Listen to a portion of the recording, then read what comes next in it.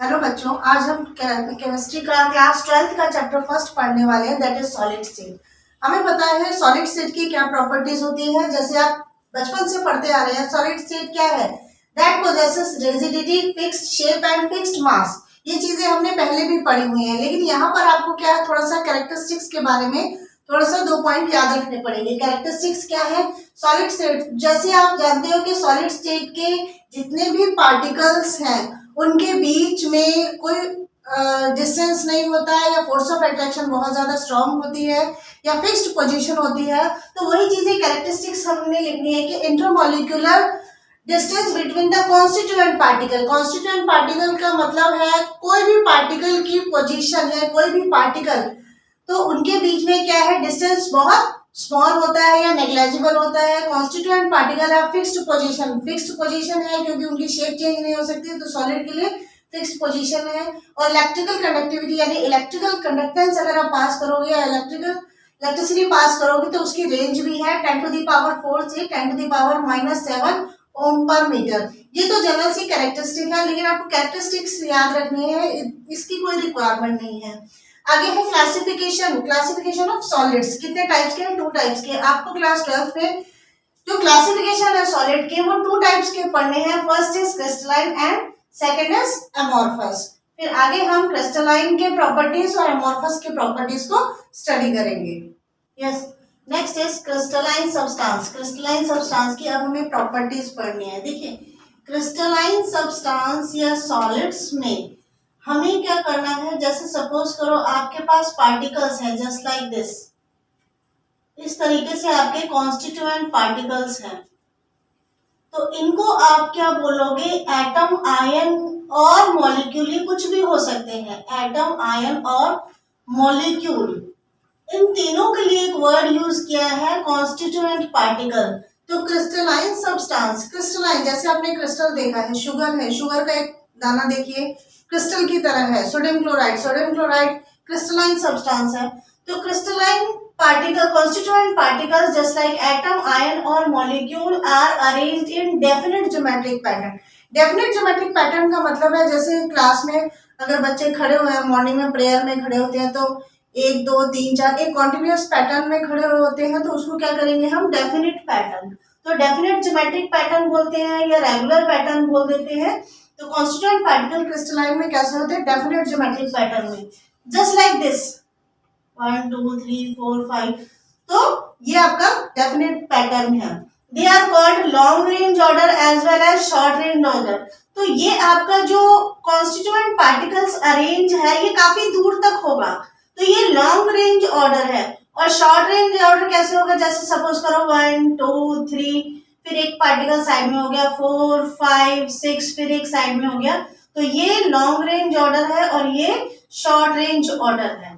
They are also called long range order as well as short range order. They have definite shape. जब particles आपके constituent एक regular pattern में लगे हुए हैं तो शेप भी कैसा होगा? एक डेफिनेट से शेप होगा। They have sharp melting point. Sharp melting point का मतलब है अगर किसी सब्सटेंस का मेल्टिंग पॉइंट 200 डिग्री सेंटीग्रेड है, 200 डिग्री सेल्सियस है, तो 200 पे ही वो सॉलिड से लिक्विड में कन्वर्ट हो जाएगा। अदरवाइज सपोज करिए 199.9 डिग्री सेल्सियस पर भी वो सॉलिड रहेगा। जैसे ही आपका इतने से टेम्परेचर इतना चेंज होता है तो total solid get converted into liquid. तो शार्प मेल्टिंग पॉइंट है। They undergo clean cleavage. Clean cleavage का मतलब होता है जैसे आप पनीर को कट करते हैं, तो पनीर को जैसे ही कट करोगे जो शेप आप देना चाहोगे वो इजीली आ जाएगा, तो उसको बोलते हैं clean cleavage. They are true solids. Crystalline substance क्या होते हैं? ट्रू सॉलिड्स होते हैं, यानी कि बाय नेचर ही वो सॉलिड होते हैं। वन मोस्ट इंपॉर्टेंट प्रॉपर्टी है, दे आर एनिसोट्रॉपी। अब एनिसोट्रॉपी का क्या मतलब है? जैसे हमारे पास सॉलिड है जस्ट लाइक दिस, ये आपका कोई सॉलिड है। अब इस सॉलिड की कितने डायमेंशंस हैं? लेंथ भी है, ब्रेथ भी है और हाइट भी, यानी 3 डायमेंशन है। अगर आप क्रिस्टलाइन सब्सटेंस में इसके अंदर इलेक्ट्रिकल कंडक्टिविटी, जैसे सपोज करो हमने इलेक्ट्रिकल कंडक्टिविटी लिया, तो इलेक्ट्रिकल कंडक्टिविटी को आप लेंथ में लो, ब्रेथ में लो और हाइट में लो, 3D लेना है। तो तीनों डायरेक्शन में अगर ये प्रॉपर्टी लोगे तो तीनों डायरेक्शन में डिफरेंट वैल्यूज आएंगे, इसलिए इनको क्या बोलते हैं, एनिसोट्रॉपी। तो इलेक्ट्रिकल कंडक्टिविटी, थर्मल एक्सपेंशन और रिफ्रैक्टिव इंडेक्स, क्रिस्टलाइन सब्सटेंस में तीनों प्रॉपर्टी तीनों डायरेक्शन में अलग अलग आती है, इसलिए हम इसे को बोलते हैं एनिसोट्रॉपिक सब्सटेंस या crystalline or anisotropy. Yes, our next topic is amorphous substance. जैसे आपने क्रिस्टलाइन सब्सटेंस पढ़ा है, जस्ट उसका अपोजिट अमोर्फस सब्सटेंस है। मींस अगर आपने क्रिस्टलाइन सब्सटेंस की प्रॉपर्टी लर्न कर ली है तो उसका अपोजिट ही आप अमोर्फस सब्सटेंस में लिखिए। जैसे constituent particle are not in definite geometric pattern, constituent particle आपका डेफिनेट ज्योमेट्रिक पैटर्न में नहीं है, जबकि क्रिस्टलाइन में क्या था, आपका डेफिनेट ज्योमेट्रिक पैटर्न में था। क्रिस्टलाइन सब्सटेंस में आपके पास long range order as well as short range order है, लेकिन अमोर्फस में क्या है, सिर्फ शॉर्ट रेंज ऑर्डर है, इसमें long range order find out नहीं होता है। They have irregular shape, crystalline में क्या था, रेगुलर शेप, इसमें क्या है आपका irregular shape. They have gradual melting point, crystalline में आपका शार्प मेल्टिंग पॉइंट है, इसमें क्या है, gradual melting point. Gradual melting point का मतलब है, जैसे सपोज करो आपका कोई सब्सटेंस 145 डिग्रीज पर मेल्ट होना स्टार्ट होता है, तो वो 140 मतलब पूरा मेल्ट होने के लिए उसे 5 डिग्रीज चाहिए। तो 145 से 50 के बीच में ये आपको सॉलिड भी दिखेगा और लिक्विड भी दिखेगा, मीन्स दोनों फेजेस आपको दिखाई देंगी, इसलिए 5 डिग्री चाहिए पूरे सब्सटेंस को मेल्ट होने के लिए, इसको बोलते हैं gradual melting point. They undergo irregular cleavage, जिस तरीके से आपका क्रिस्टलाइन रेगुलर क्लीवेज में था, जैसे आप सपोज करो पनीर को कट करते तो रेगुलर क्लीवेज देता है, ऐसे इसको अगर आप कट करोगे तो ये आपको इरेगुलर क्लीवेज देगा। They are not undergoing regular cleavage. They are pseudo solid और सुपर कूल्ड लिक्विड।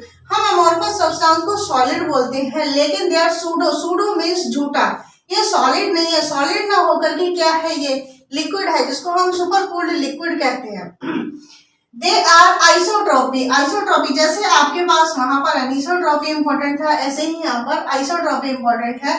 चीज वही है, जैसे सपोज करो अमोर्फस सब्सटेंस में, जैसे आपके पास अमोर्फस सब्सटेंस है, अमोर्फस सब्सटेंस में electrical conductivity, thermal expansion, refractive index, इन तीनों की प्रॉपर्टीज हम किसी सॉलिड में ले, जैसे सपोज करो 3 डायमेंशन हम ले रहे हैं, तो कोई भी प्रॉपर्टी आप लो या इलेक्ट्रिकल कंडक्टिविटी लो, तो तीनों डायरेक्शन में जब आप फ्लो करके देखोगे तो इलेक्ट्रिकल कंडक्टिविटी की वैल्यू तीनों डायरेक्शन में सेम आएंगी। सेम आने की वजह से क्या है, इसको हम बोलेंगे आइसोट्रोपिक। क्रिस्टलाइन में क्या था, 3 डायमेंशन स्ट्रक्चर में डिफरेंट वैल्यूज थी, तो क्रिस्टलाइन क्या था, एनिसोट्रोपी, और यहाँ पर 3 डायमेंशनल स्ट्रक्चर में वैल्यूज क्या आएंगी, सेम आएंगी, तो इसलिए क्या बोलेंगे इसको, आइसोट्रोपी। चलो अब हम कुछ बात करते हैं अमोर्फस सब्सटेंस के लिए। अमोर्फस सब्सटेंस में कुछ क्वेश्चंस बनते हैं, जैसे हमने कहा amorphous substance are pseudo solid और सुपर कूल्ड लिक्विड। अब ये सूडो सॉलिड या सुपर कूल्ड लिक्विड क्यों है, क्योंकि उनके कॉन्स्टिट्यूएंट पार्टिकल कुछ फ्लूइडिटी, स्लो फ्लूइडिटी यानी फ्लो करते हैं, लेकिन बहुत थोड़ा थोड़ा स्लो फ्लूइडिटी शो करते हैं और हाई विस्कोसिटी शो करते हैं। अब हाई विस्कोसिटी और स्लो फ्लूइडिटी की वजह से जो हमारे विंडो पेन्स हैं, किसी भी पुरानी बिल्डिंग के जो कांच के ग्लास होते हैं, वो कई सालों बाद बॉटम से मोटे हो जाते हैं और अपर पार्टिकल बिकम थिन। जैसे सपोज करो आपके पास ये एक ग्लास पेन है, तो ग्लास पेन कई सालों बाद क्या हो जाएगा, इन प्रॉपर्टीज की वजह से, पार्टिकल्स के फ्लूइडिटी और विस्कोसिटी की वजह से ऊपर से पतला और बॉटम से कैसा हो जाएगा, मोटा हो जाएगा। ये थिकर हो गया बॉटम से, क्यों, क्योंकि ये प्रॉपर्टीज शो होती हैं। दूसरा क्या है, अगर हमने कोई बिल्डिंग बहुत साल पहले कोई बनाई हुई है, तो उस बिल्डिंग का कांच कैसा दिखाई देगा, कुछ मिल्की दिखाई देगा, यानी कुछ वाइटनेस दिखाई देगा। उसका भी मतलब क्या है, जैसे आपने जो हमारे पास ग्लास है, अब sun time during day time क्या होगा, सन की वजह से ये हीट करेगा, due to sun during day time heating, और रात में क्या होगा, नाइट कूलिंग करेगा, means during day time heating continues and during night time cooling continues. तो दिस प्रोसेस, ये प्रोसेस जो है कई साल तक चलती रहती है, कई सालों तक। This process is called annealing. इस प्रोसेस की वजह से क्या होता है, जैसे ग्लास का नेचर क्या है आपका, एमोर्फस। अब इस प्रोसेस की वजह से कुछ एमोर्फस कैरेक्टर किसमें कन्वर्ट हो जाता है, क्रिस्टलाइन में। तो due to annealing over a number of year, यानी ये प्रोसेस कई साल तक आपकी चलती रहती है, जिसकी वजह से ग्लास जो एक एमोर्फस कैरेक्टर का है उसमें क्या है, कुछ क्रिस्टलाइन कैरेक्टर आ जाता है। That is why window glass of old building looks milky. ये भी आपका एक क्वेश्चन बनता है। एक और है यहाँ पर सिलिका क्वार्ट्ज और सिलिका ग्लास के लिए हम ये कहते हैं कि सिलिका क्वार्ट्ज, जैसे आपने कहा क्वार्ट्ज, इसका फॉर्मूला भी हमारे पास SiO2 है। और सिलिका ग्लास, ये भी सिलिका है और ये भी सिलिका है, लेकिन ये एमोर्फस है और ये आपके पास क्या है, क्रिस्टलाइन है। अब दोनों के फॉर्मूले सेम है, SiO2 और SiO2, फिर भी ये क्रिस्टलाइन है, यानी क्वार्ट्ज क्रिस्टलाइन है और ग्लास आपके पास एमोर्फस है। ऐसा इसलिए है क्योंकि क्वार्ट्ज जब आपका कंबाइन होता है, क्वार्ट्ज क्रिस्टलाइन होता है, तो उसमें SiO4 टेट्राहेड्रल यानी SiO2 आपस में कंबाइन होकर के SiO4 बनाते हैं, जो टेट्राहेड्रल अरेंज होते हैं। लेकिन क्रिस्टलाइन है तो इसका मतलब यह है कि उसके पार्टिकल्स कैसे होने चाहिए, डेफिनिट पैटर्न में होने चाहिए। तो SiO4 tetrahedral join definite pattern. अब क्या करो, आप इसे हीट करो, हीट के बाद रैपिड कूल करोगे, रैपिड कूलिंग के बाद क्या होगा, जितने भी टेट्राहेड्रल है पहले वो अरेंज थे एक डेफिनेट ज्योमेट्रिक पैटर्न में, अब क्या हो जाएंगे, वो रेंडमली ज्वाइन हो जाएंगे। जैसा जहां जैसा उनको होगा वैसे ही वो ज्वाइन हो जाएंगे, जो कि बाद में किसमें कन्वर्ट हो जाते हैं, सिलिका ग्लास में। इसलिए silica glass is amorphous but silica quartz is crystalline. This is the difference between both of them.